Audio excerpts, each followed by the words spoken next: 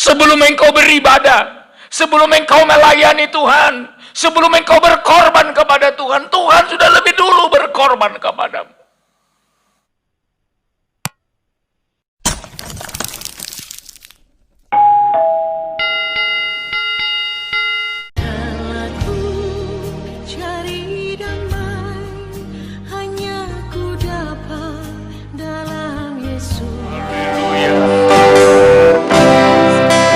Inilah hidup kami. Kami bangga punya Engkau, Yesus Kristus, Kepala Gereja mempelai pria surga. Kami mengucap syukur Tuhan, kalau sampai sore hari ini kami ada di tempat ini untuk memuji, memuliakan Tuhan. Terutama kami boleh mendengar firman Tuhan. Kami butuh akan makanan rohani. Sebab kami tahu perjalanan kami ini akan sulit Tuhan. Kami tidak akan mampu melewatinya kalau kami tidak dikenyangkan oleh Tuhan lewat kebesaran firman-Mu. Urapi kami semua, urapi hamba-Mu secara khusus. Dengan urapan yang baru, belenggu dosa dihancurkan, tabiat-tabiat daging ditaklukkan oleh pertolongan kuasa Roh Kudus. Terima kasih Tuhan, mari berfirmanlah, kami siap untuk mendengar.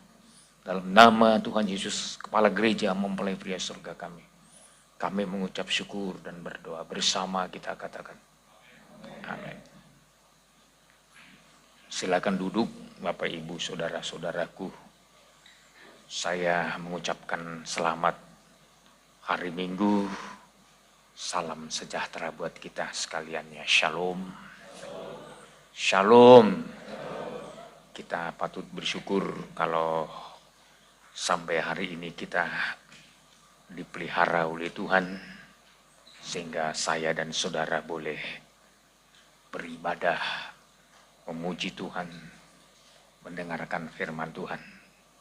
Ini adalah kemurahan Tuhan.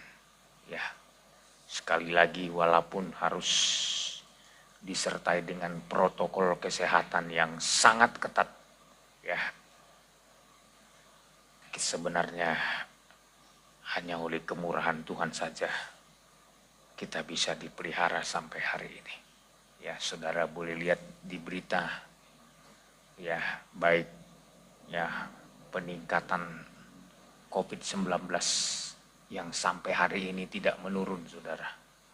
Ya, baik di tempat di daerah kita ini maupun di luar daerah kita ini. Ya, jadi belum normal.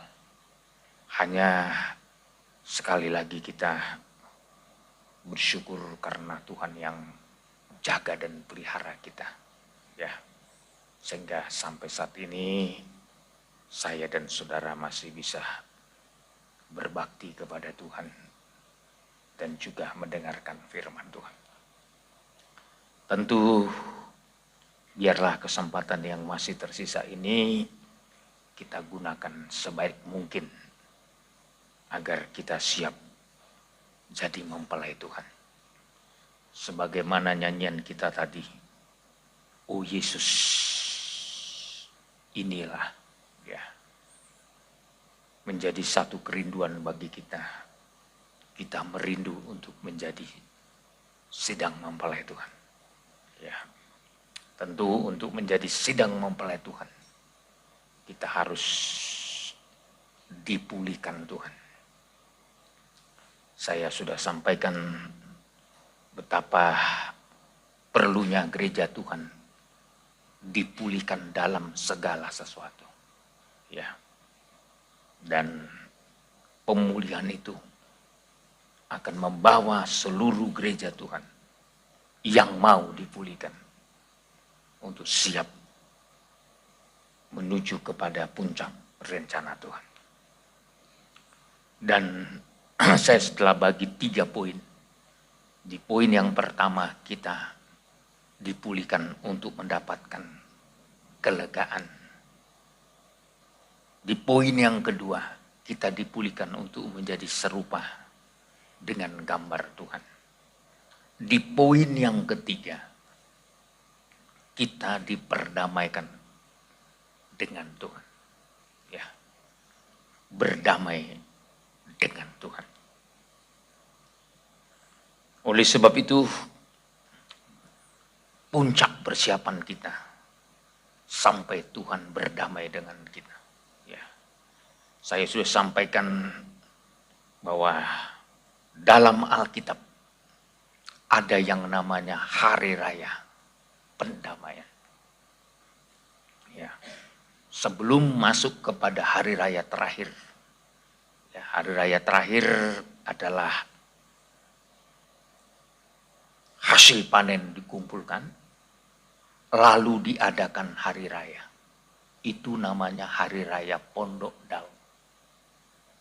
Ya. Jadi hasil yang dikumpulkan, setelah selesai dikumpulkan baru dibuat perayaan. Ya, itu menggambarkan kedatangan Tuhan kali yang kedua. Ya. Matius 13 menerangkan itu. Ya. Musim menuai. Ya. Zaman menuai itu disebut akhir zaman. Jadi sebelum kita masuk kepada zaman akhir di mana Yesus akan datang menjemput kita, kita harus rela dipersiapkan dengan yang namanya hari raya pendamaian. Dalam perjanjian lama, hari raya pendamaian itu intinya membawa umat Tuhan itu betul-betul ditebus dan dikuduskan. Ya. Jadi ada yang harus dikerjakan imam besar pada hari raya pendamaian. Ya. Itu imamat pasal yang ke-16 ayat 14, saudara. Ya. Di sana imam besar punya tugas. Di ayat 14. Lalu ia harus mengambil sedikit dari darah lembu jantan itu dan memercikkannya dengan jarinya ke atas tutup pendamaian di bagian muka dan di depan tutup pendamaian itu. Ia harus memercikkan sedikit dari darah itu dengan jarinya 7 kali. Jadi pada hari raya pendamaian, imam besar punya tugas membawa umat Tuhan diperdamaikan dengan Tuhan. Ya. Saya mau menyampaikan sore ini, apa tujuan Tuhan memperdamaikan kita dengan Dia? Jawabannya, saudara, supaya kita siap berada pada posisi puncak dari rencana Tuhan. Dalam pelajaran tabernakel, itu menunjuk kepada ruangan Maha Kudus. Ya. Jadi di sini saudara posisinya. Di ruangan Maha Kudus. Ya. Imam besar punya tugas mengadakan penyucian terakhir. Ya. Jadi di ruangan Maha Kudus itu darah yang dipercikan merupakan penyucian terakhir. Ya. Dan penyucian terakhir itu diarahkan, saudara. Pertama, 7 kali percikan darah di depan di sini. Ya. Lalu 7 kali percikan darah di atas tutup pendamaian ini. Di depan dan di atas. Ya. Ini tugasnya imam besar. Tentu kalau berbicara imam besar itu adalah Yesus Kristus. Kalau dalam perjanjian lama imam besar itu misalkan Harun, ya. Tapi nanti mati ganti lagi, ya. Ya. Jadi tugas dari imam besar itu melayani umat Tuhan sampai umat Tuhan itu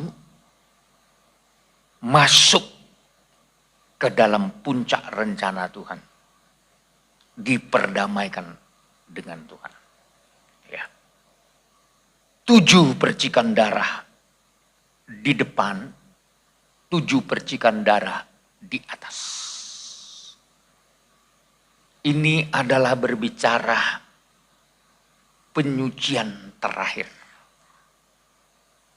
Saya mau katakan hal ini tidak boleh terlambat. Saudara dan saya harus berada di penyucian terakhir. Karena waktu kedatangan Tuhan sudah sangat singkat. 7 percikan darah di depan peti perjanjian itu berbicara sengsara. Sengsara. Tapi bukan lagi sengsara karena dosa.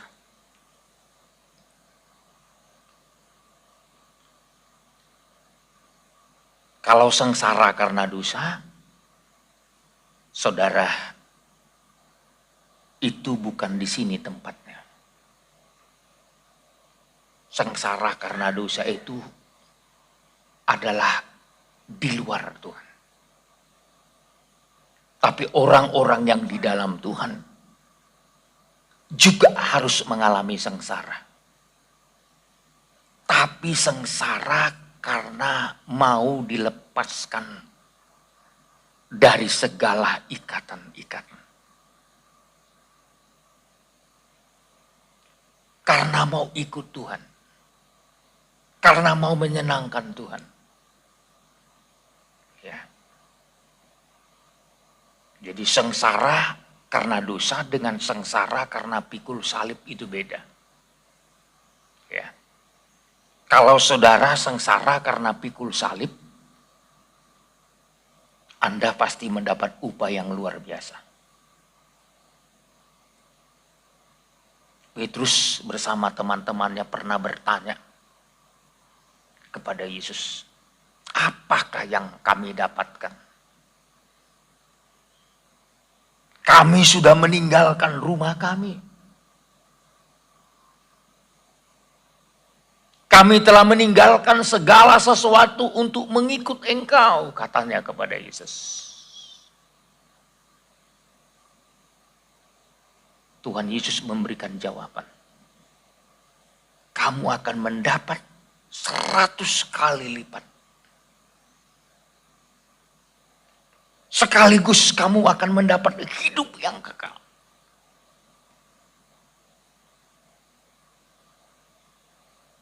Jadi kalau sengsara karena mengikut Tuhan, Tuhan mau memberikan kepada saudara gantinya 100 kali lipat. Amin. Sekaligus Tuhan menyediakan hidup yang kekal. Berbeda dengan kalau kita sengsara karena dosa. Ya. Tapi yang Tuhan inginkan di penyucian terakhir ini, kita mengalami sengsara bukan lagi sengsara karena dosa. Tapi sengsara karena mau melewati perobekan daging.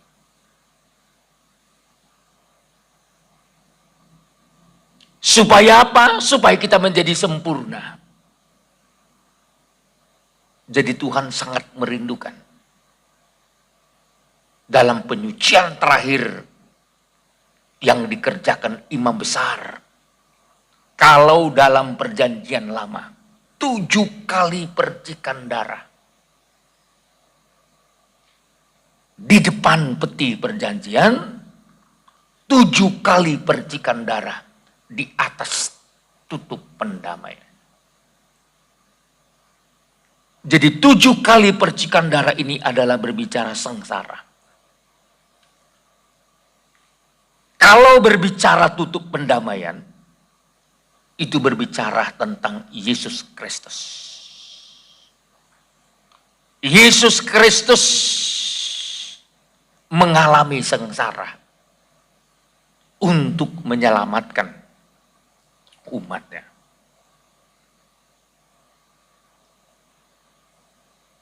Tapi kalau berbicara tentang 7 kali percikan darah di depan peti perjanjian, itu adalah berbicara sengsaranya gereja Tuhan untuk menuju kepada kesempurnaan. Saudara dan saya tidak akan pernah menjadi gereja yang sempurna. Tidak akan pernah menjadi mempelai perempuan Tuhan kalau tidak bersedia mengalami sengsara. Tapi bedanya, sengsara dalam ruangan Maha Kudus ini, sengsara dalam 7 percikan darah ini adalah berbicara sengsara untuk mempersiapkan hidup kita masuk dalam kesempurnaan. Agar siap menyambut kedatangan Tuhan.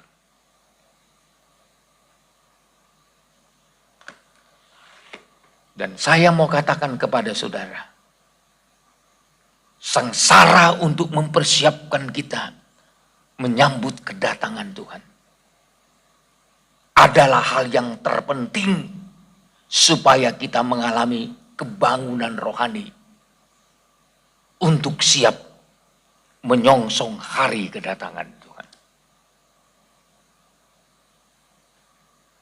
Kesiapan saudara ditentukan kesiapan saudara berada pada kesengsaraan.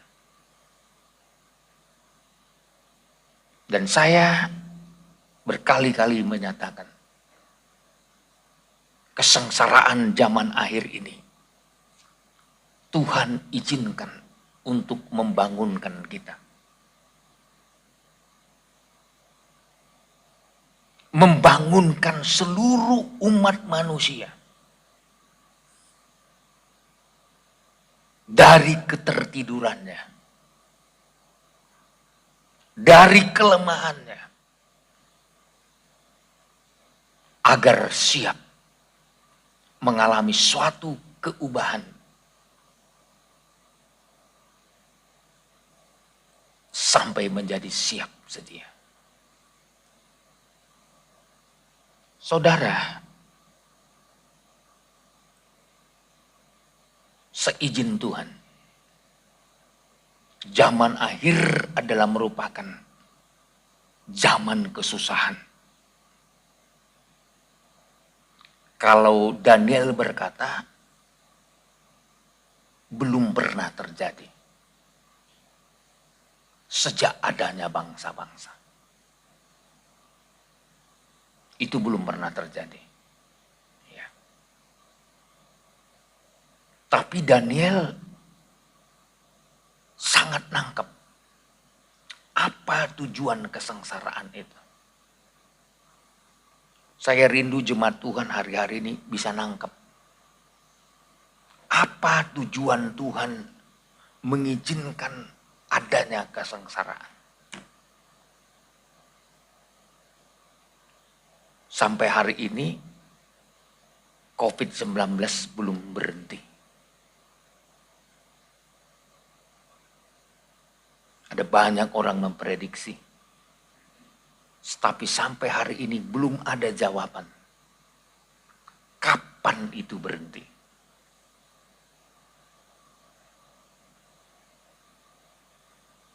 Bahkan saudara lihat, yang selama ini kita berada pada zona kuning, hijau, sekarang bisa berubah kembali.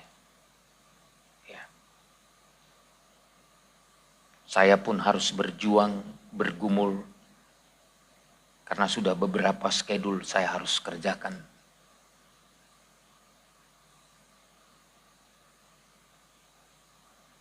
Untuk memenuhi undangan pelayanan. Ya. Tapi sudah oke, saudara. Sekarang muncul lagi. Ya. Tentu suatu pergumulan, saudara. Ya.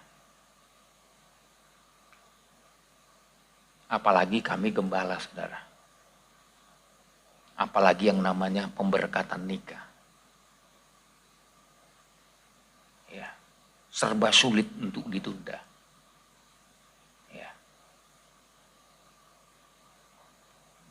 Sampai sekarang hampir nggak ada jawaban.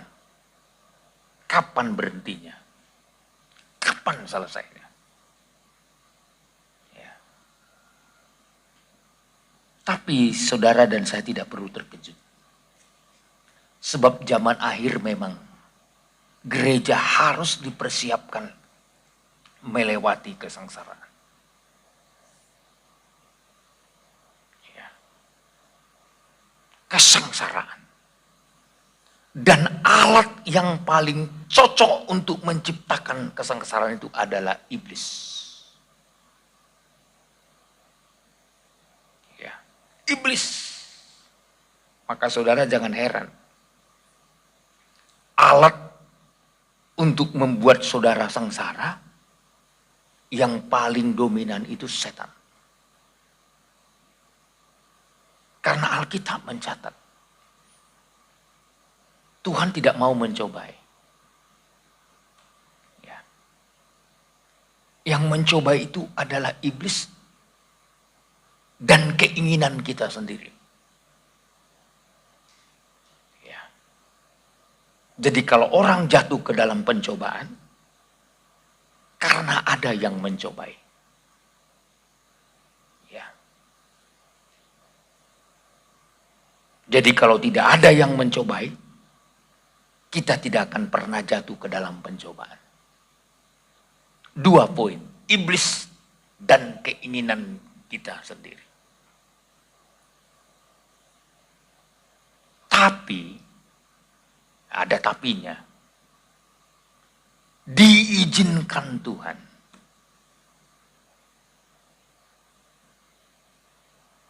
Mungkin saudara bertanya, kok teganya Tuhan mengizinkan?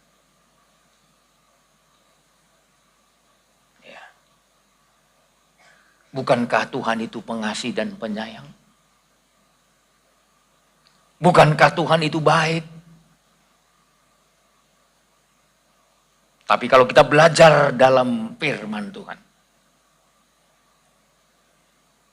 memang saudara, Tuhan sudah mengizinkan sejak dari dulu. Sampai hari ini, bahkan sampai menjelang kedatangan Tuhan kali yang kedua. Justru makin dekat hari kedatangan Tuhan, makin lebih gencar, saudara. Ya. Makin lebih kuat.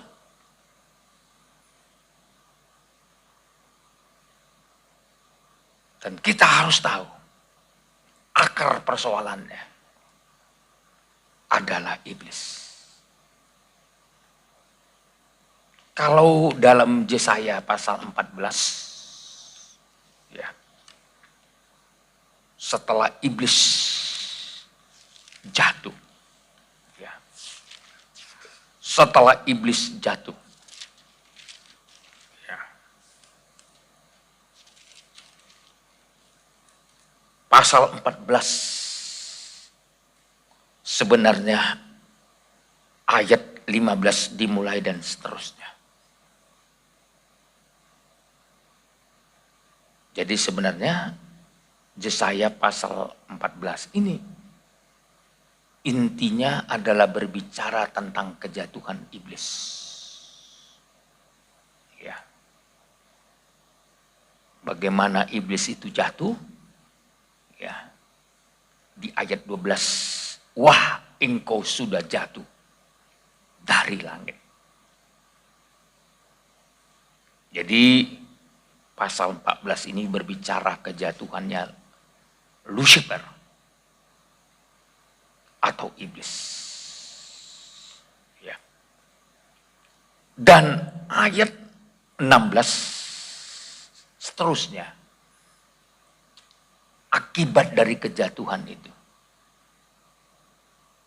setan begitu merongrong. Di ayat 16, orang-orang yang melihat engkau akan memperhatikan dan mengamat-amati engkau, katanya. Inikah dia yang telah membuat bumi gemetar? Jadi iblis itu membuat bumi gemetar. Ya.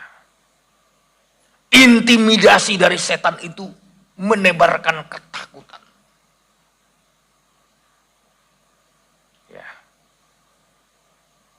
Saudara, sebenarnya COVID-19 itu tidak terlalu berbahaya. Tapi menakutkan. Seluruh dunia berhasil mengalami ketakutan yang amat sangat. Coba lihat sekarang kan. Di negeri mana yang tidak takut? Siapa yang tidak takut? Orang kaya kah dia? Orang miskin kah dia? Pejabat kah dia? Rakyat jelata kah dia?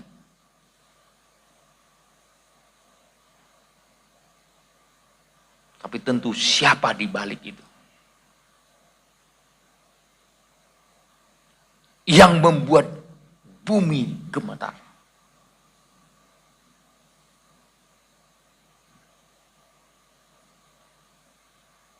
Selanjutnya, dan yang telah membuat kerajaan-kerajaan bergoncang. Jadi saudara, bukan saja teror ketakutan. Setan yang telah jatuh itu juga membuat kerajaan-kerajaan bergoncang.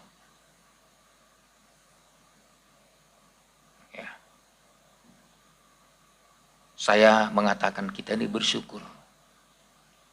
Sampai hari ini Indonesia masih utuh. Di tengah-tengah kesulitan semacam ini.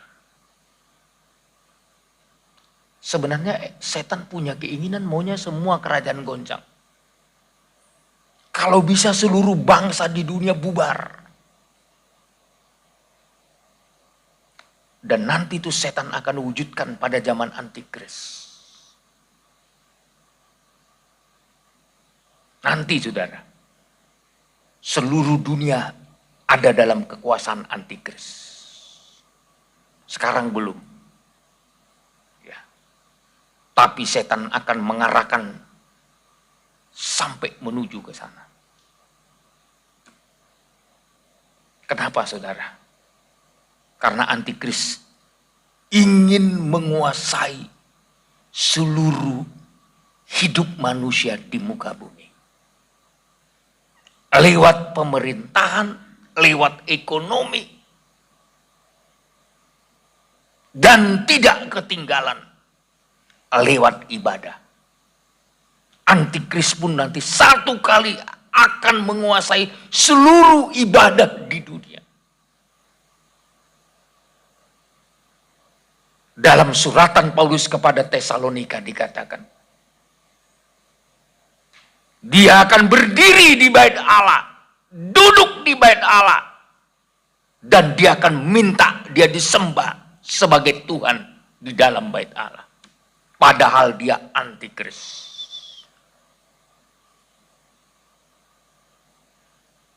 Jadi seluruh politik di dunia akan dia kuasai. Seluruh ekonomi di dunia akan dia kuasai. Dan tidak ketinggalan seluruh ibadah di dunia.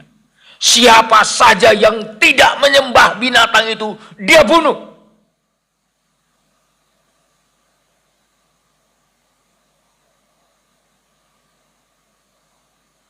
termasuk orang-orang Kristen yang tertinggal. Dalam kitab Wahyu pasal 13 dikatakan, dia akan berperang melawan orang-orang kudus. Orang kudus pun kalah. Orang kudus yang tertinggal pun kalah. Ya. Jadi kalau saudara jadi orang Kristen tertinggal, saudara pun akan kalah. Anda nggak akan mampu melawan antikris. Ya. Nggak mampu, saudara. Itu sudah dinubuatkan dalam kitab Wahyu, saudara. Ya. Bahwa binatang itu agar berperang, ya, berperang. Kalau saudara lihat di ayat 4 Wahyu 13, dan mereka menyembah naga itu setan, ya, karena ia memberikan kekuasaan kepada binatang itu, antikris. Jadi setan memberikan kuasa kepada antikris. Ya. Dan mereka menyembah binatang itu sambil berkata, siapakah yang sama seperti binatang ini? Dan siapakah yang dapat berperang melawan dia? Saking hebatnya binatang itu, antikris itu, sampai dibuat pertanyaan, siapakah yang dapat berperang melawan dia? Karena tidak ada yang mampu. Termasuk orang Kristen yang tertinggal pun tak mampu melawan antikris. Maka saya selalu mengatakan gereja Tuhan harus terangkat. Jemaat Tuhan harus siapkan diri untuk terangkat. Amin. Ini perjuangan terakhir kita, saudara.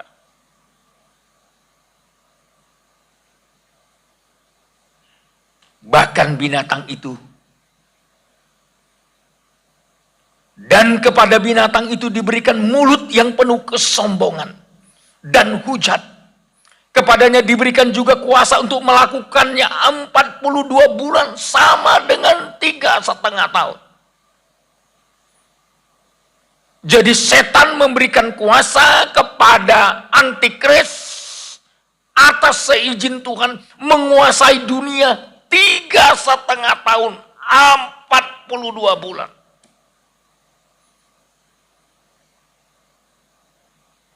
Lalu ia membuka mulutnya untuk menghujat Allah, menghujat namanya, dan kemah kediamannya, dan semua mereka yang diam di sorga. Saya mau kutip ayat 7.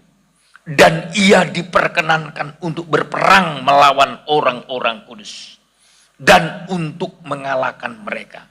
Dan kepadanya diberi kuasa atas setiap suku, dan umat, dan bahasa, dan bangsa.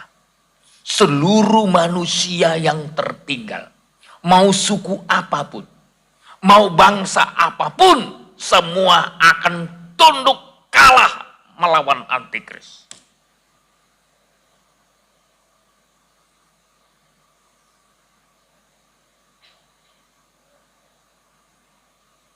Maka di Yesaya pasal 14 tadi, bukankah dia yang membuat bumi gemetar, kerajaan-kerajaan bergoncang, bahkan bumi bagaikan padang gurun.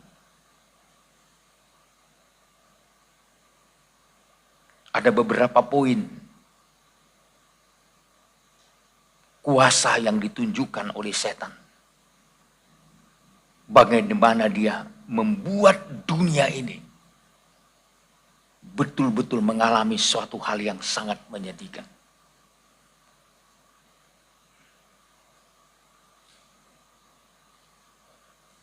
Mungkin saudara bertanya, apa yang harus kita lakukan untuk kita tidak ikut tergoncang? Untuk kita tidak terintimidasi dengan ketakutan. Saya mau katakan, masuklah kepada penyucian terakhir. Masuklah kepada puncak rencana Tuhan. Berikan hidup saudara mengalami percikan darah bagaikan 7 kali percikan darah. Alamilah sengsara yang membuat saudara menjadi gereja yang sempurna. Kalau selama ini gereja Tuhan hanya menjanji-janjikan berkat, saya mau katakan pasti tertinggal.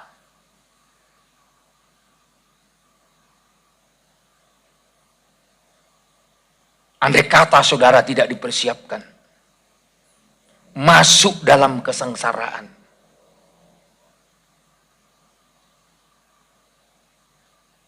untuk menjadi mempelai Tuhan. Waduh, sangat memprihatinkan saudara.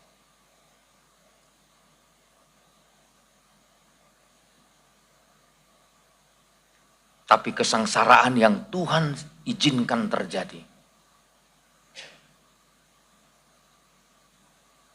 memang alat pembuat sengsara itu adalah iblis. Tapi saudara harus menang melewati kesengsaraan itu. Kalahkan dengan kuasa dari Tuhan.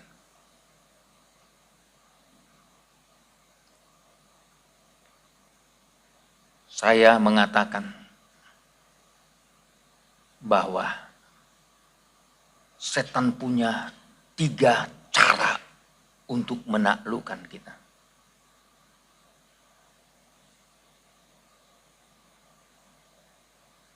Yang pertama lewat godaan.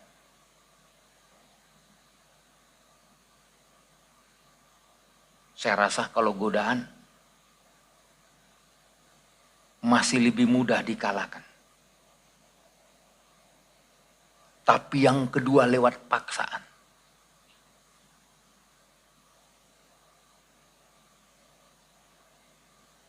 Jadi nanti kalau zaman antikris, betul-betul lewat paksaan. Orang dipaksa untuk menjual dan membeli dengan cap 666. Gak mau, gak boleh menjual. Gak boleh membeli. Ya. Semua manusia harus tunduk kepada sistem yang dibuat oleh antikris. Ditundukkan lewat paksaan. Termasuk menyembah. Nggak mau menyembah binatang antikris, bunuh.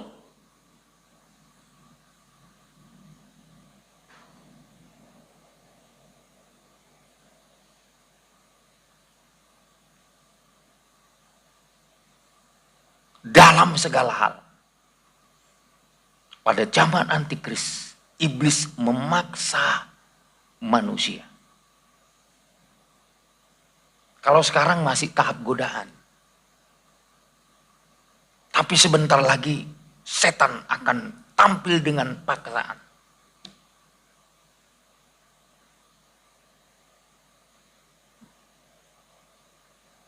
Saudara dan saya mau lari kemana? Mau buat apa? Kalau tahap godaan masih bisa kita menghindar. Kalau tahap paksaan, ya, maka saya selalu mengatakan, sebelum kita dipaksa menyembah antikris, sembahlah Tuhan. Amin. Haleluya. Sebelum seluruh harta benda kita dikuasai antikris, layanilah Tuhan.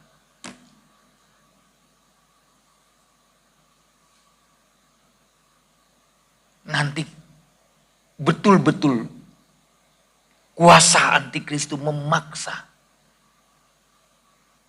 Coba kalau saudara tidak bisa lagi menjual dan membeli.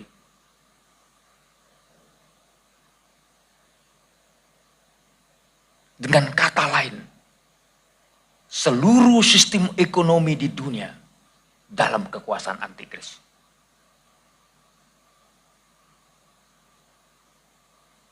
Tentu nanti semua keuangan dunia harus punya tujuan untuk antikris. Kalau sekarang saudara masih bebas, mau melayani Tuhan, mau beribadah, mau berkorban. Tapi nanti jangan lupa, semua dalam kekuasaan antikris. Saudara boleh punya uang, tapi engkau tidak mengatur lagi uangmu. Antikris yang ngatur.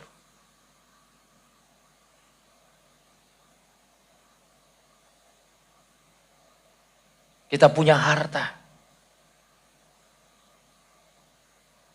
tapi bukan kita yang ngatur. Sistem dan kuasa antikris yang ngatur.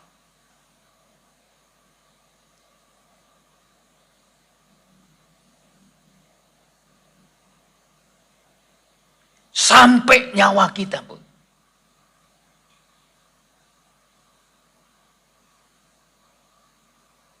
Oh, itu pernah terjadi. Pada zaman Yusuf aja. Orang mau hidup aja. Harus bayar harga mahal.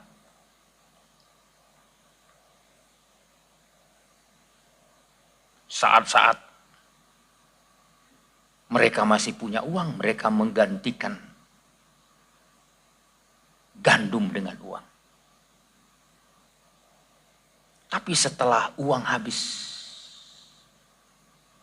ya, tanah habis. Terakhir apa mereka katakan kepada Yusuf? Gak ada lagi, semua udah habis. Tinggal nyawa kami ini. Perbudaklah kami.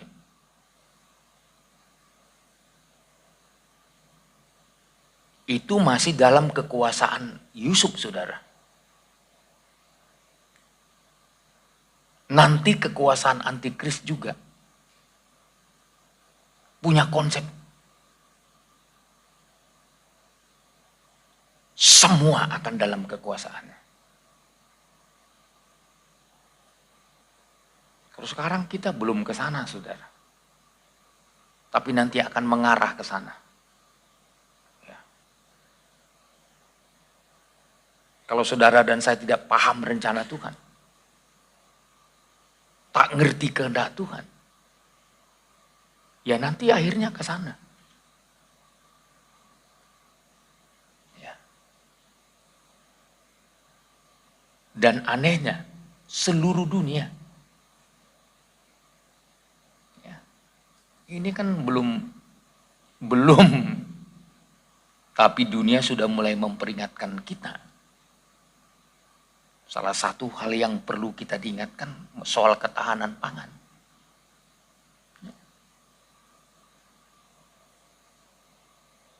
Bukankah WHO berkata,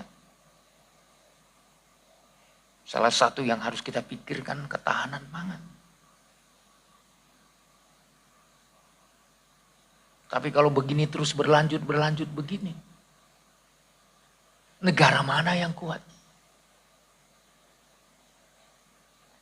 Kalau sistem perekonomian dunia rontok, siapa mampu bisnis?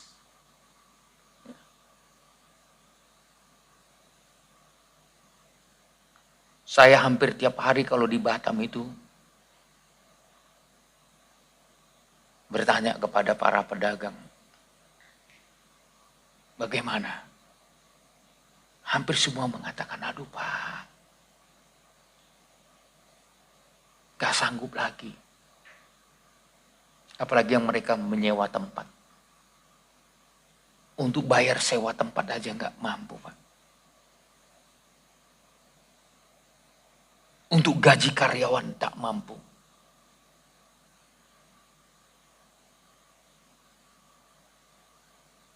Kalau begini terus gimana? Ini saudara di Tanjung Uban masih mendingan saudara. Ya. Memang saya tahu sulit. Tapi belum lebih tersulit dibandingkan saudara-saudara kita yang lain.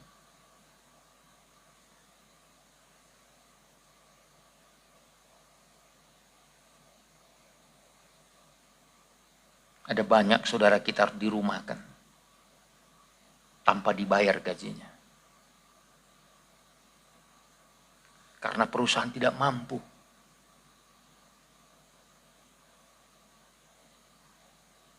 Ada yang separuh dibayar. Ya.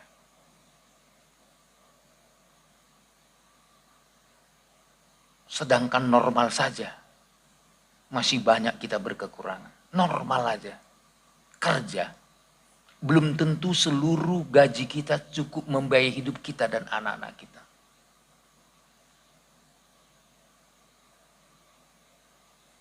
Apalagi kalau tidak dibayar.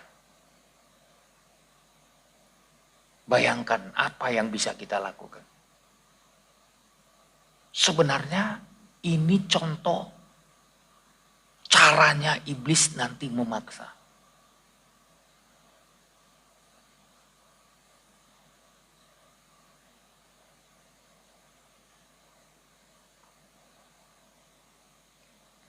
Jadi poin yang kedua dengan memaksa.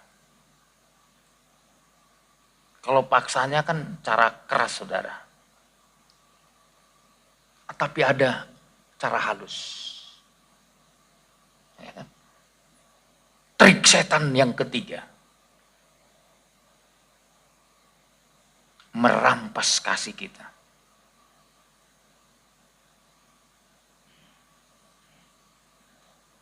Dengan kehilangan kasih. Kita tidak kuat untuk mengerjakan apa yang Tuhan kehendaki.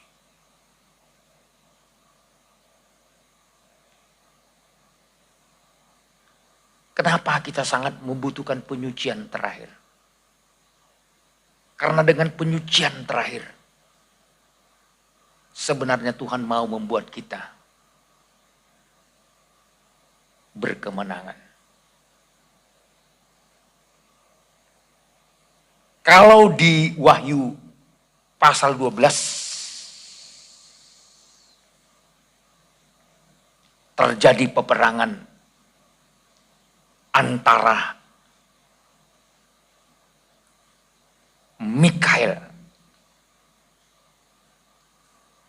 dan setan, itulah naga. Ini terjadi di sorga saudara. Jadi setan itu enggak tanggung-tanggung.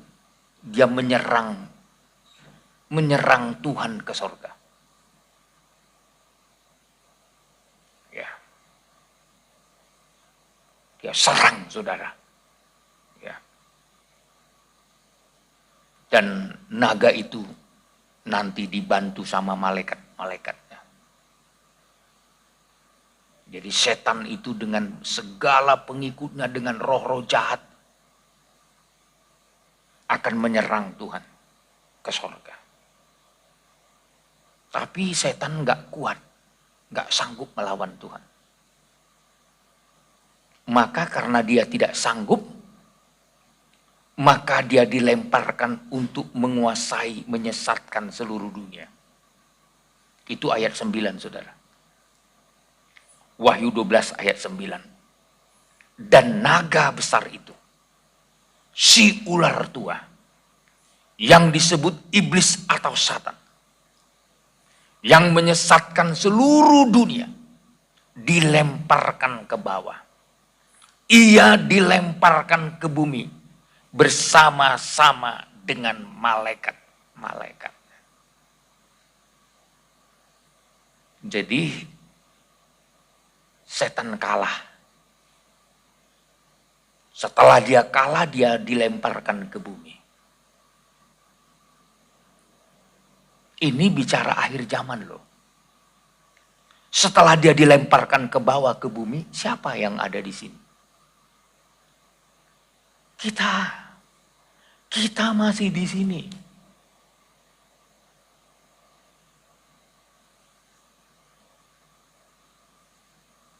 Inilah waktu yang paling berbahaya. Setan yang terlempar ke bumi tentu akan menguasai bumi. Kalau gereja Tuhan pada waktu itu belum disingkirkan, konyol kita.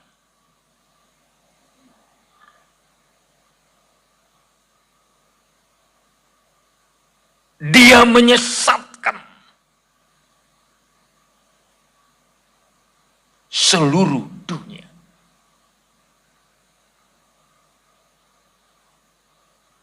Kalau waktu itu saudara dan saya belum disingkirkan, habislah kita. Dia akan tumpahkan kemarahannya. Akibat kekalahannya melawan sorga, dia akan tumpahkan kepada orang-orang yang punya hubungan dengan sorga. Siapa orang-orang yang punya hubungan dengan sorga? Tentu gereja, tentu anak-anak Tuhan. Tentu saya dan saudara kalau masih berada di sini ketika itu terjadi, habis serangan itu ditujukan kepada saudara.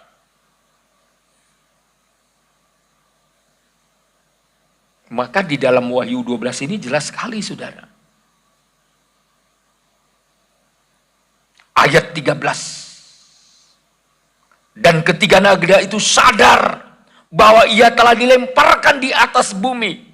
Ia memburu perempuan yang melahirkan anak laki-laki itu.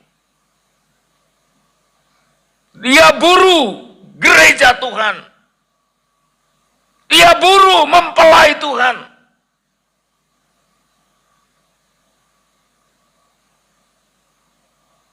Bahkan di sini disebut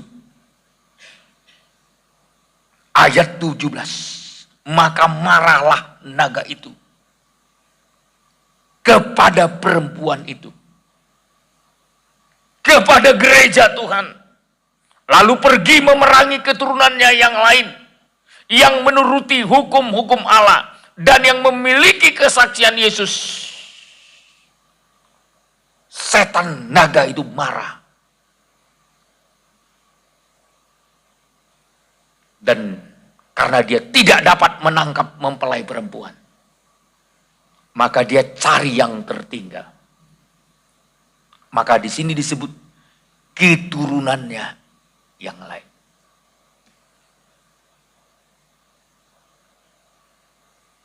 Tapi saudara, kalau saudara sudah berada pada penyucian terakhir, lolos,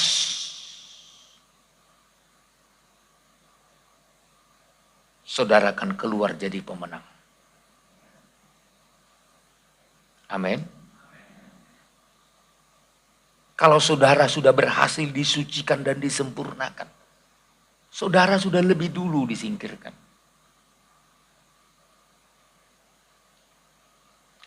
Maka berbicara tentang mempelai ini bukan main-main, saudara.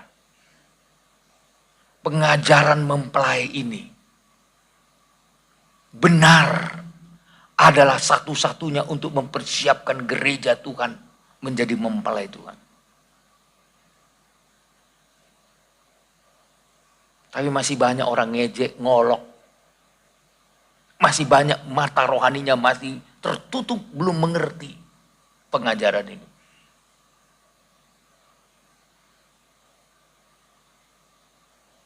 Tapi saya mau mengajak jemaat, siapa saudara yang membuka hati untuk mengerti?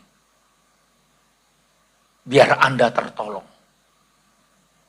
Keberuntunganmu hari ini, Keberuntunganmu pada hari-hari terakhir ini adalah ketika saudara bersedia disucikan dengan penyucian terakhir.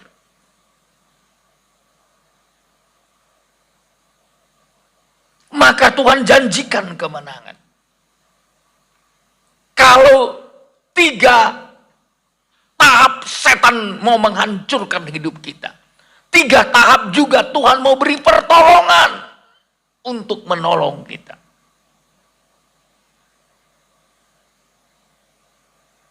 Dalam ayat 11 Wahyu 12, dan mereka mengalahkan dia oleh darah anak domba. Kalau saudara mau menang, terima darah anak domba. Saya sudah sampaikan dalam kebaktian yang lalu. Pada hari raya pendamaian ada 2 korban yang sangat penting. 1 kambing untuk disembelih sebagai korban penebusan. Tapi 1 lagi untuk dibawa ke padang gurun, dilepaskan hidup-hidup.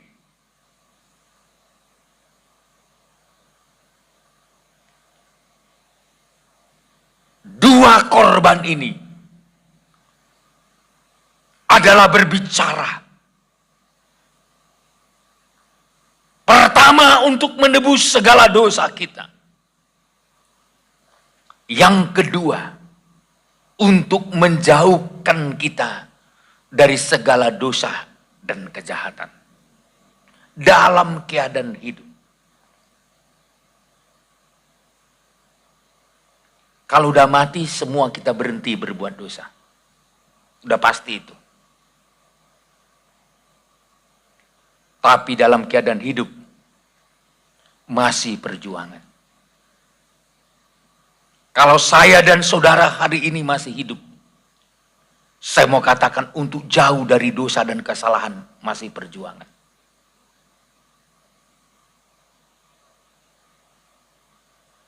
Tiap hari kita berhadapan dengan dosa. Suka atau tidak suka. Tiap hari saudara berhadapan dengan dosa itu.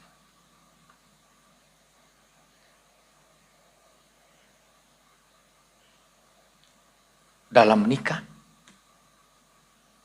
dalam keluarga, terutama dalam pekerjaan.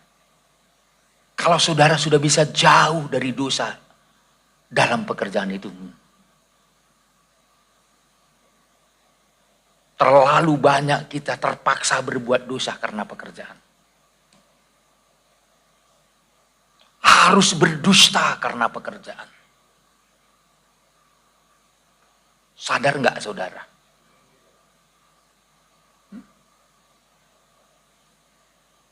Seringkali kita berhadapan dengan hal-hal itu. Walaupun kita nggak suka. Saya tahu. Seringkali kita tidak suka sebenarnya hal itu.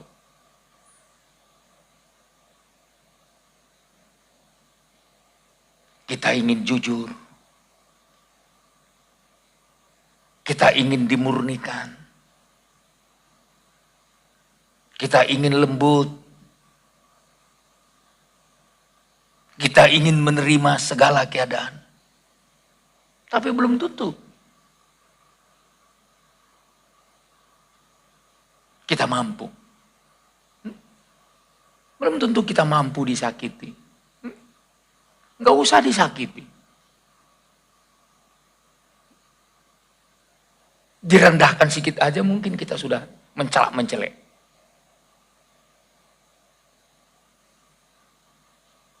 Bagaimana kalau saudara dirugikan? Mampukah saudara ketika hartamu dirampas, engkau bisa menerimanya dengan sukacita seperti apa yang dikatakan firman? Jika hartamu dirampas,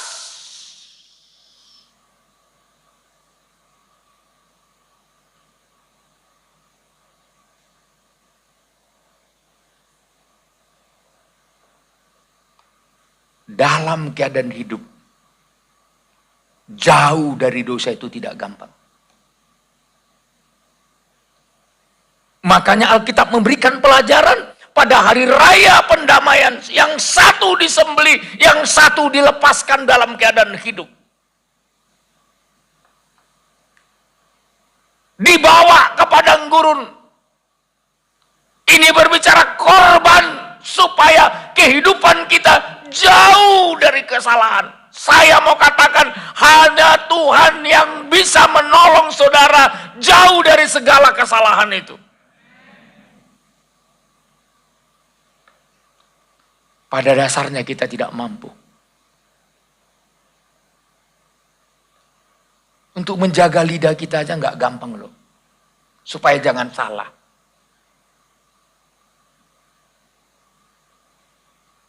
Kadang-kadang tanpa sadar kan, kita ngomongnya salah. Setelah terlanjur baru, kok bisa tadi, kok bisa ya? Untung ada pengampunan. Kalau dipakai hukum Taurat, kira-kira lidah saudara udah berapa pendek? Coba, kalau pakai hukum Taurat. Kalau berdosa tangan, potong tangan. Berdosa kaki, potong kaki. Berdosa lidah, potong lidah. Kalau tiap hari salah, 1 senti aja potong, kira-kira 1 tahun berapa? Tinggal di sini,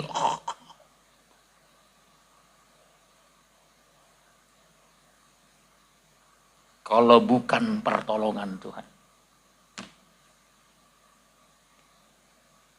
Siapa yang mampu dalam keadaan hidup jauh dari segala dosa dan kesalahan?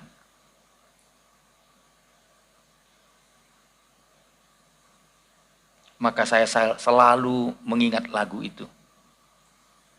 Sejauh timur dari barat, kau melemparkan dosaku.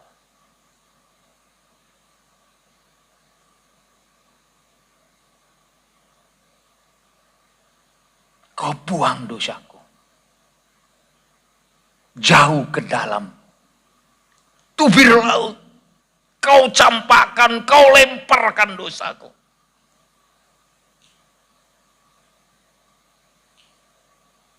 Penebusan itu sekali. Tapi untuk menjaga saudara jauh dari dosa, tiap detik, tiap menit, tiap hari.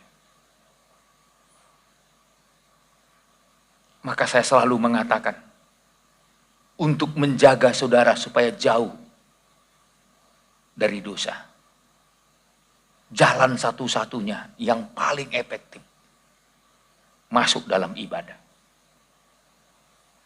Dalam tabernakel, ya. Tabernakel itu, coba sebentar. Kalau saudara masuk ke dalam ini, langsung dijaga dengan pagar.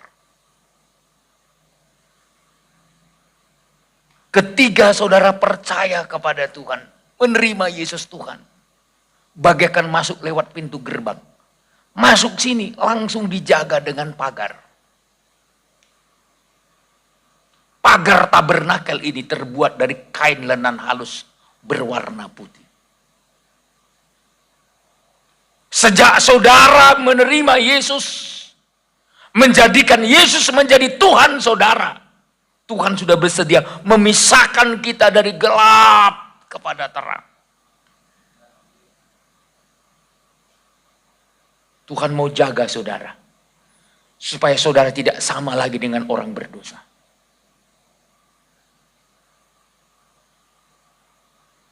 Makin meningkat setelah kita percaya, bertobat, dibaptis, penuh Roh Kudus, masuk ke ruangan suci.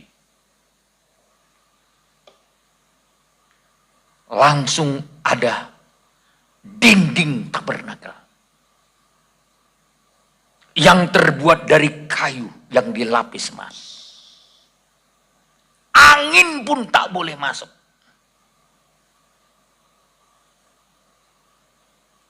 Anda semakin dijaga Tuhan dengan ketat. Ketika saudara mau dipisahkan, Dari kehidupan gelap menjadi pengikut Tuhan. Dari pengikut Tuhan saudara dijadikan orang kudus. Makin dijaga Tuhan.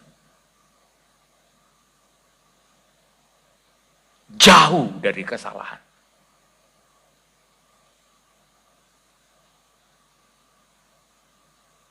Di ruangan suci kita dapatkan ada meja roti.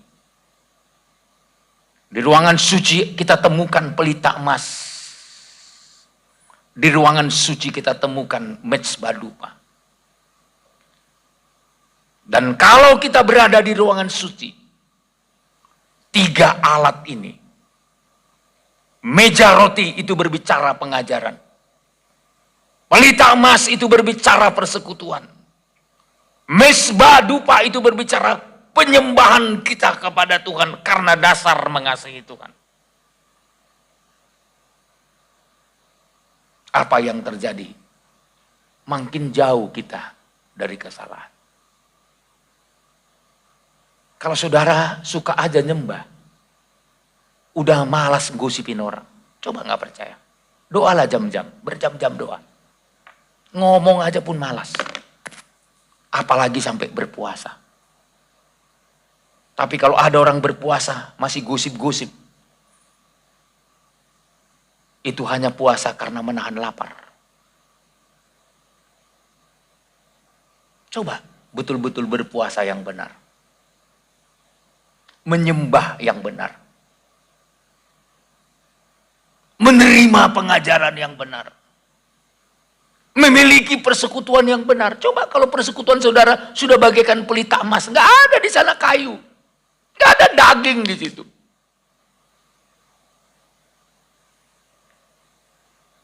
Kalau bicara emas itu berbicara sifat ilahi, sifat Tuhan ada di dalamnya, ada kasih, persekutuan yang didasari kasih, di situ saling mengampuni.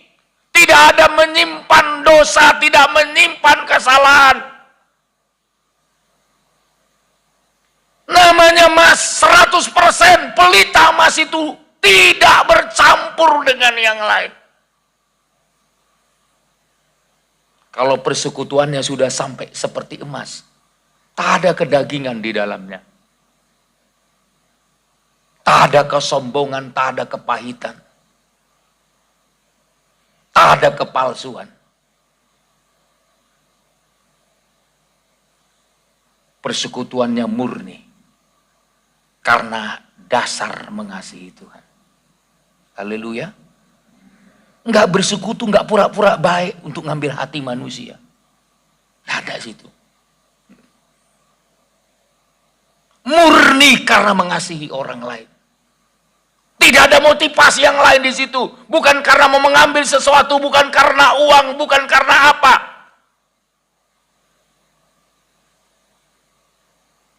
Tapi semuanya emas. Itulah pelita emas yang sesungguhnya. Mana ada kayu di situ? Perak pun nggak ada di situ. Besi pun tidak ada di situ. Dan pelita emas itu adalah alat yang paling sulit membuatnya. Kenapa? Karena emas tempaan. Dia dibuat bagaikan satu pohon bunga badam. Ada tangkainya, ada putiknya. Itu nggak dicor saudara, harus diketok, ditempa.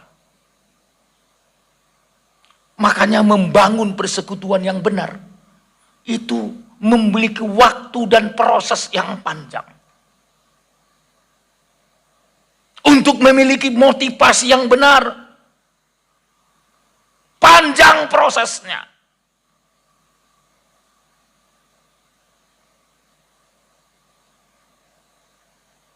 Kalau persekutuan kita sudah sampai bagaikan pelita emas, tempat kita di ruangan suci. Kalau persekutuan kita hanya dengan kepalsuan, hanya dengan kepura-puraan, tak ada tempat di ruangan kudus. Yang bisa masuk ruangan kudus, alat itu, kalau dia pelita, harus terbuat dari emas tulen. Emas murni, saudara.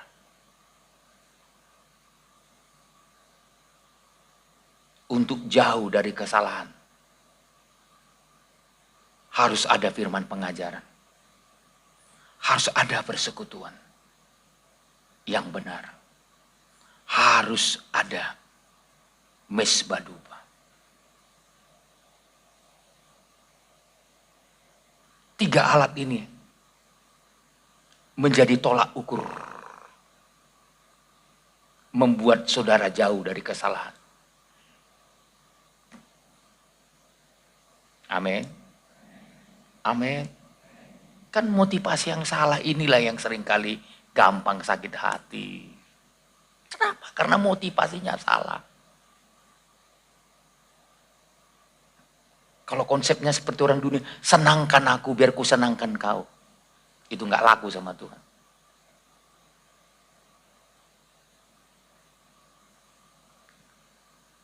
Apakah hidup saudara menyenangkan Tuhan? Ketika Tuhan mati untuk saudara? Tidak. Justru kitab Roma berkata, ketika kita menjadi seteru Allah, musuh Tuhan, Tuhan sudah rela mati untuk kita.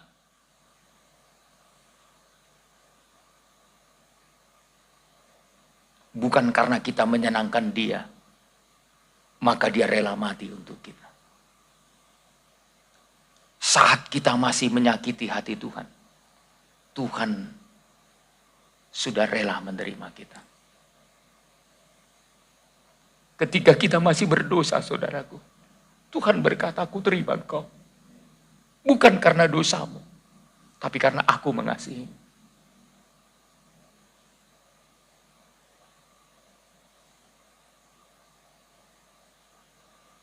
Saya mau mengajak jemaat, mari buka mata rohanimu. Tuhan ingin menjauhkan kita dari segala kesalahan. Dengan percikan darahnya. Dengan darah anak domba.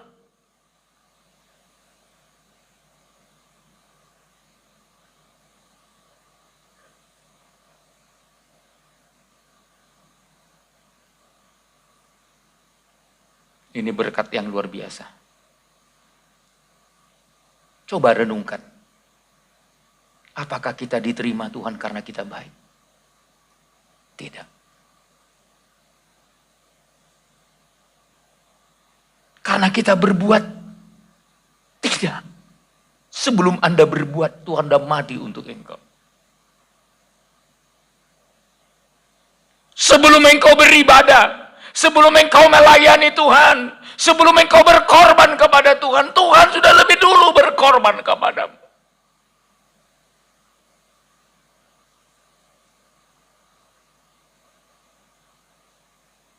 Sebelum kita kenal Tuhan,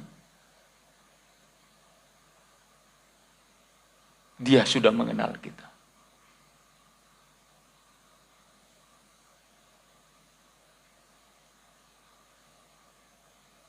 Ada lagu lama kita. Tuhan lebih dulu mengasihi kepadaku. Itu seringkali dengan satu tema. Melayani lebih sungguh. Mengasihi lebih sungguh. Tuhan lebih dulu mengasihi kepadaku. Sebelum kita mengasihi, Tuhan sudah mengasihi kita.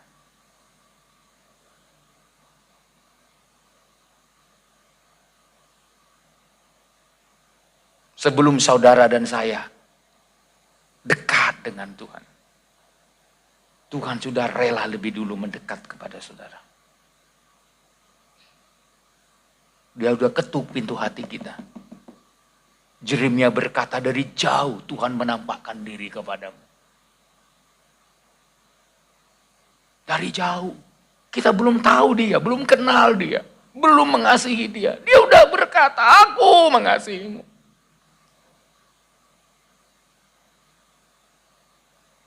Kalau saudara sadar kau dikasihi sebelum engkau bertobat. Kau dikasihi sebelum engkau melayani Tuhan. Kau dikasihi sebelum engkau bisa berbuat. Bukan karena Anda berbuat, maka Tuhan tolong saudara. Tidak. Sebelum Anda bisa berbuat, Tuhan sudah tolong saudara.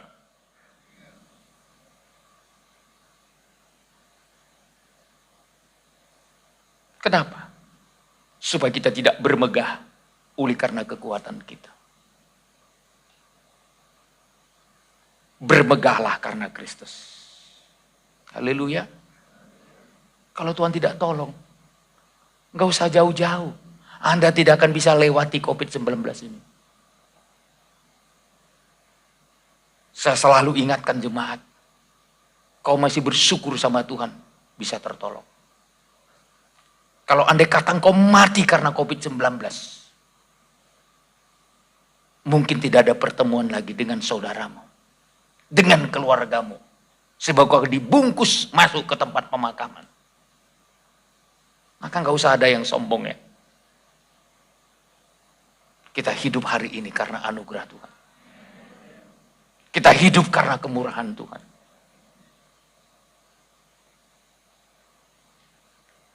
Waktu semacam ini mari kita manfaatkan untuk bersyukur sama Tuhan. Saya mengatakan kita ini bersyukur masih punya gereja yang mampu menampung saudara. Andai kata nggak muat di bawah, di atas masih ada. Saya tidak pernah berpikir kita pindah kemari. Tapi Tuhan pindahkan kita ke sini supaya apa? Supaya kita bisa mengikuti protokol kesehatan. Andai kata kita di SD 03 kian, nggak muat. Nggak bisa begini kita. Tapi dari jauh Tuhan sudah lihat. Tadi saya katakan di Baloi, di Batu Haji. Lama Tuhan sudah lihat dari surga. Gereja kita. Saya bukan mengatakan, bukan untuk membesarkan diri saudara. Batu Haji mampu menampung seluruh jemaat. Dengan protokol kesehatan. Dengan jaga jarak. Kenapa? Karena sudah kita bangun. Jauh sebelumnya. Tidak pernah terlintas di otak ini. Kenapa buat begitu? Kalau di Tanjung Uban ini, mau tambah berapa orang lagi masih bisa. Ya kan? Coba yang lain, kalau gereja kita ini cuma satu ruko begini. Berapa orang yang bisa hadir? Kalau kita ikuti protokol kesehatan. Bukankah kita tidak patut bersyukur? Karena Tuhan perhatikan kita. Bukankah kita tidak layak bersyukur? Tuhan, terima kasih kau berikan kepada kami tempat ini.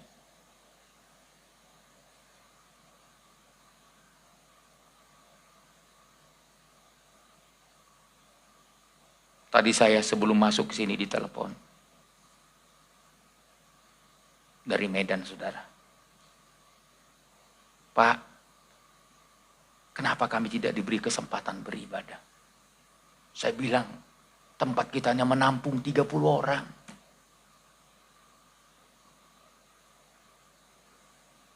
Hanya 30 orang yang bisa. Dengan berat hati. Tidak bisa semua jemaat diundang untuk beribadah. Hati saya sedih sebenarnya. Andai kata kita punya tempat yang lebih besar di kota Medan.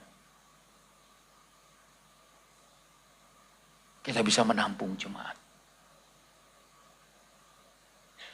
Tapi orang telepon mau beribadah nggak bisa.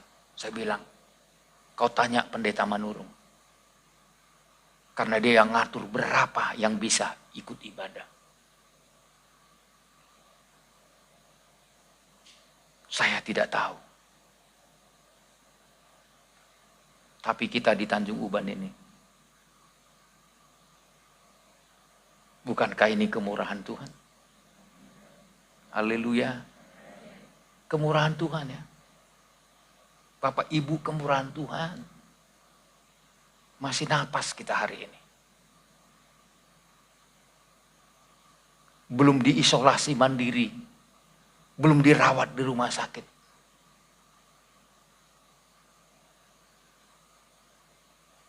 Karena kebaikan Tuhan. Saya rasa tidak ada yang berkata Tuhan itu tidak baik. Pasti Tuhan itu baik. Haleluya. Apalagi saudara bukan hanya beribadah. Saya lihat jemaat masih bisa beraktivitas. Masih bisa bekerja di pasar. Masih bisa memenuhi nafkah saudara. Waduh. Sudah selayaknya kita angkat tangan dua-dua dan berkata, Tuhan terima kasih. Semua ini karena kemurahan Tuhan. Semua ini karena kebaikan Tuhan.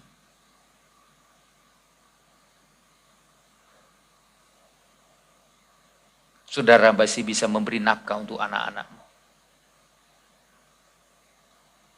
Bukankah ini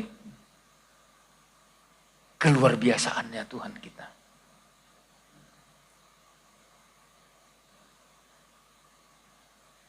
Saudara lihat kan?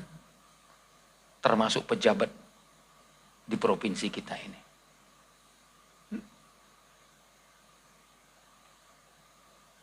Nggak ada yang kebal, saudara. Kecuali ditolong Tuhan. Haleluya. Masih mau ditolong Tuhan? Doa saya jangan sampai saudara tidak ditolong Tuhan. Kalaupun Tuhan izinkan berkekurangan, gak apa-apa. Tapi biarlah kita tetap ditolong Tuhan.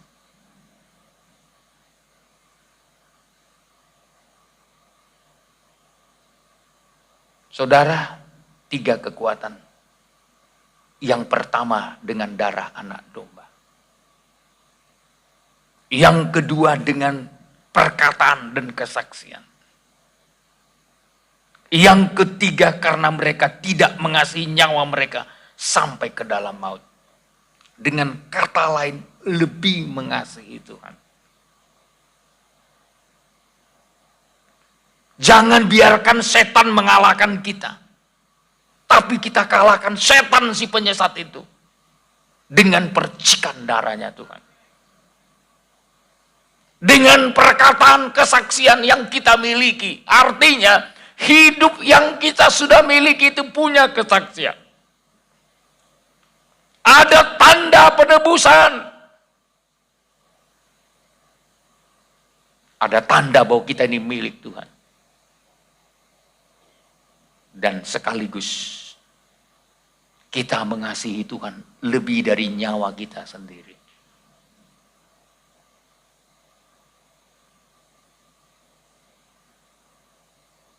Dengan demikian saudara,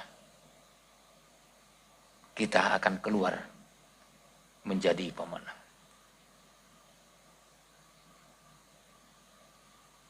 Maka biarlah menjadi suatu pertanyaan dan kita harus menjawabnya. Apakah kita mengasihi Tuhan lebih sungguh? Apakah kita melayani lebih sungguh? Apakah kita percaya lebih sungguh?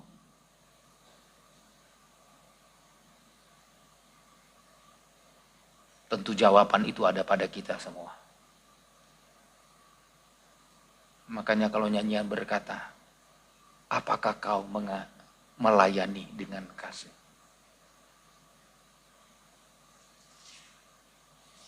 Tentu akan kita jawab, aku mau melayani dengan kasih. Aku mau beribadah dengan kasih. Aku mau melakukan segala sesuatu berdasarkan kasih.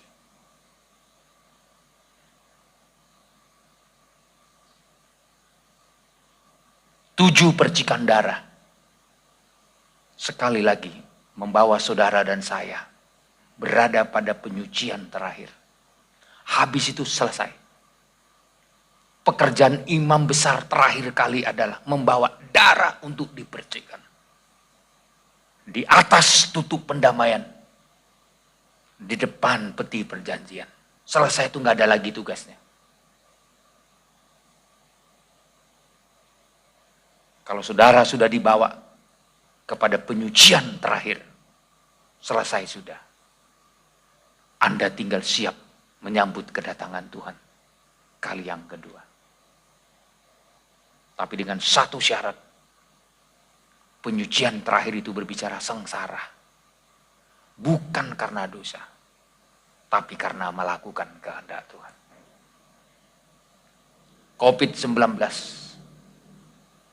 sepertinya Tuhan izinkan menjadi sengsara ke seluruh dunia.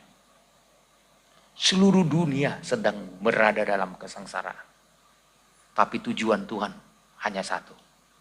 Dia ingin seluruh manusia yang membuka hatinya kembali disucikan oleh Tuhan. Amin. Kembali dipulihkan Tuhan. Ya. Kita lihat bangsa-bangsa yang hari-hari ini sedang menjerit minta dipulihkan. Amerika, Eropa, Korea Selatan.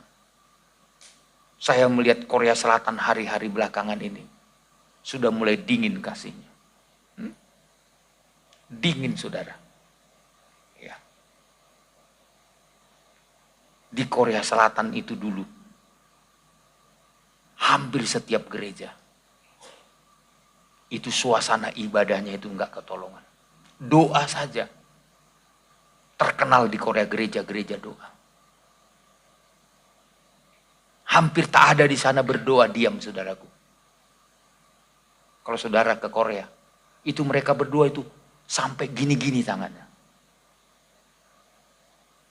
Baik gereja Protestan, baik gereja-gereja aliran Metodis, gereja karismatik, doanya sama. Setiap kali diajak berdoa, pasti semua dengan teriakan dan betul-betul kesungguhan hati. Saya pertama kali KKR di Korea Selatan.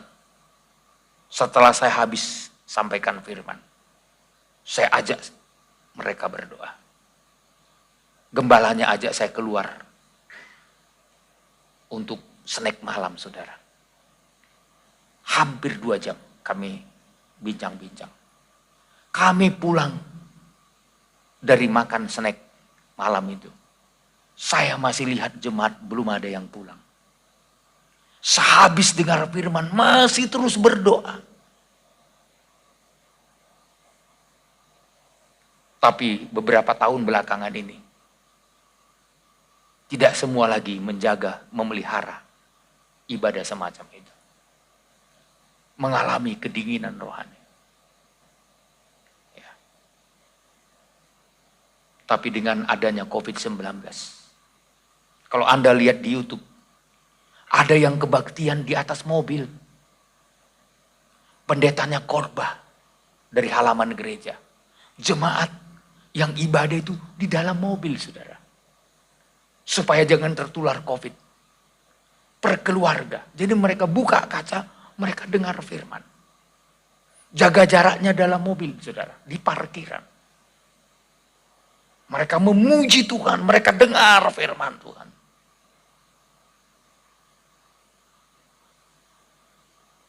Saya melihat begitu, waduh. Tuhan sedang bekerja. Ya. Beda dengan di Cina, saudaraku. Hari-hari ini di Cina aniaya begitu kuat, saudara. Lambang-lambang kekristenan.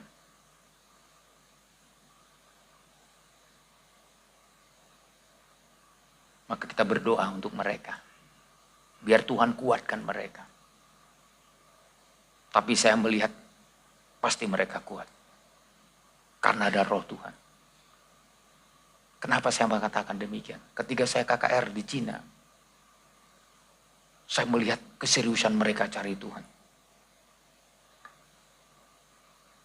Saya juga pernah KKR di gereja bawah tanah, saudara. Ya. Walaupun mereka ibadahnya di gereja bawah tanah, tapi sikap hati mereka, waduh.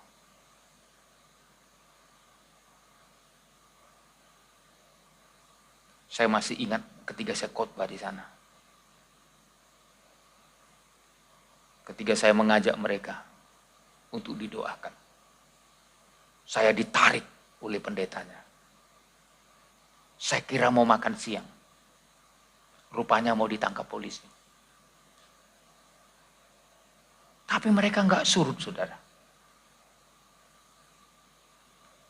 Kami mau pulang bersama ibu, bersama dengan tim dari kota itu.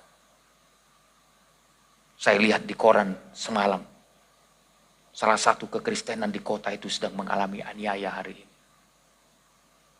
Saya masih ingat ibu-ibu yang tua-tua umur 70-80 tahun, sambil menangis mengantarkan kami ke bus. Sepertinya mereka tidak rela kami tinggalkan kota itu.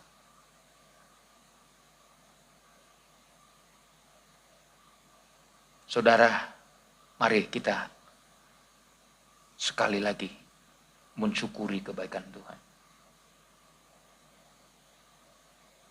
Kita harus menang, saudara. Amin. Mau menang? Minta dari Tuhan kekuatan untuk menang. Minta kuasa Roh Kudus. Minta kasih Tuhan itu. Dengan demikian, kita menang. Seperti dikatakan firman di sini. Dan mereka mengalahkan dia. Setan itu harus kalah. Jadilah orang Kristen yang membuat iblis mengalami kekalahan. Dengan percikan darahnya, dengan perkataan dan kesaksian, dengan mengasihi Tuhan. Maka kita keluar menjadi pemenang. Kita tutup Alkitab kita sampai di sini. Karena waktu kita terbatas, saudaraku. Oh, kita bersyukur sama Tuhan. Kita menyembah Tuhan.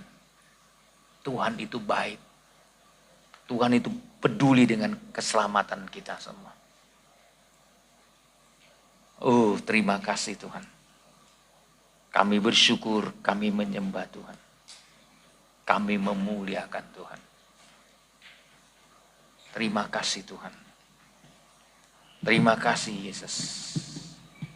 Terima kasih Roh Kudus. Haleluya. Oh, nama-Mu besar.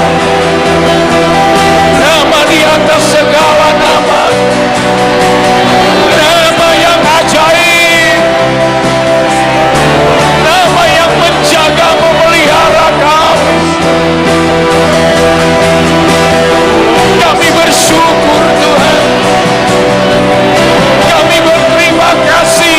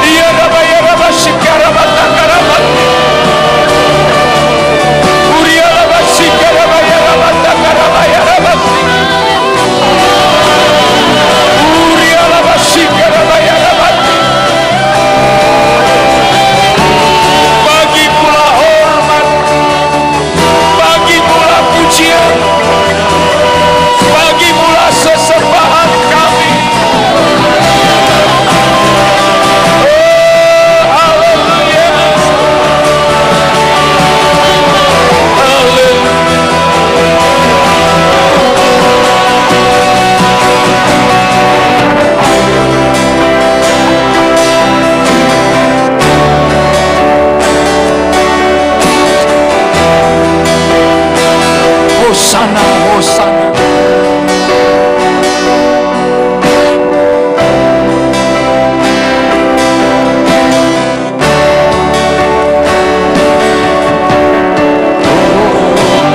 Terima kasih Tuhan, Engkau layak dipuji disembah, karena Engkau begitu baik atas kami. Sebenarnya kami tidak layak untuk dikasihi Tuhan, tapi sebelum kami mengenal Tuhan, ketika kami masih berdosa, Engkau telah rela mati untuk kami. Terima kasih buat kemurahan Tuhan. Kau perhatikan kami dari sorga sampai sore hari ini. Tuhan masih jaga dan pelihara. Tuhan masih jauhkan kami dari COVID-19. Tuhan masih berkati jemaat. Tuhan masih sediakan yang terbaik dengan segala kecukupan dari Tuhan yang tersedia bagi kami. Terutama kami mendapatkan berkat kelegaan. Terima kasih Tuhan. Kami bersyukur kami dapat beribadah sore hari ini. Biarlah melalui ibadah ini kami dijauhkan dari segala dosa dan pelanggaran. Mampukan kami untuk bertahan sampai kedatangan-Mu kali yang kedua. Hamba berdoa biar seluruh jemaat tetap memiliki tanda pendamaian. Seluruh jemaat-Mu terpelihara dengan sempurna. Nikah mereka, hidup mereka, terutama juga pekerjaan mereka, Kau jaga dan pelihara. Cukupkan segala kebutuhan mereka. Apapun pekerjaan mereka, selama tidak bertentangan dengan firman, yang bekerja di Tanjung Uban, di luar Tanjung Uban, bahkan di luar negeri, Tuhan memberkati. Kau juga menyembuhkan yang sakit, menolong kami semua.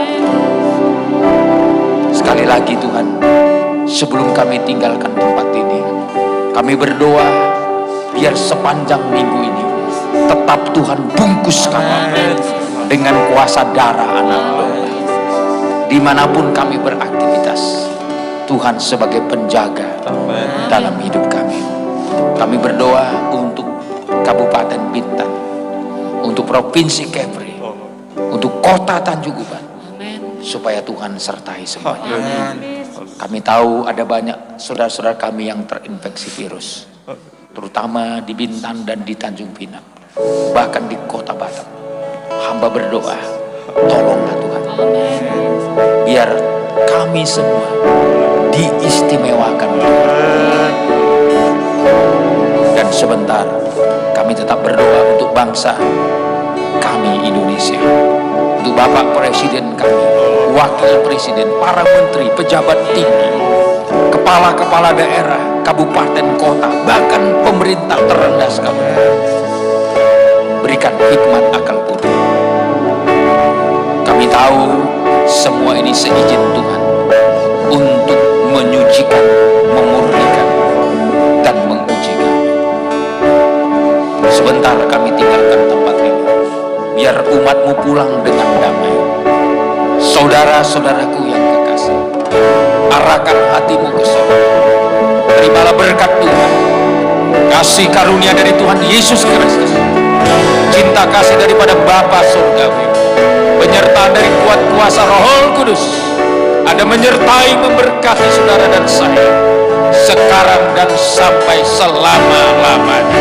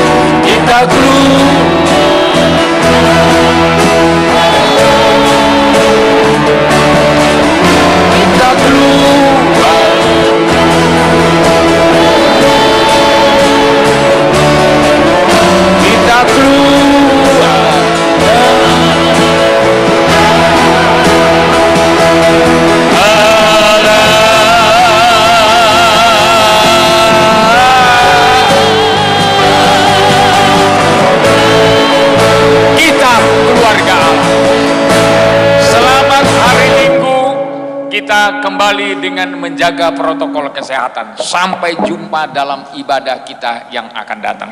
Kiranya Tuhan memberkati semua.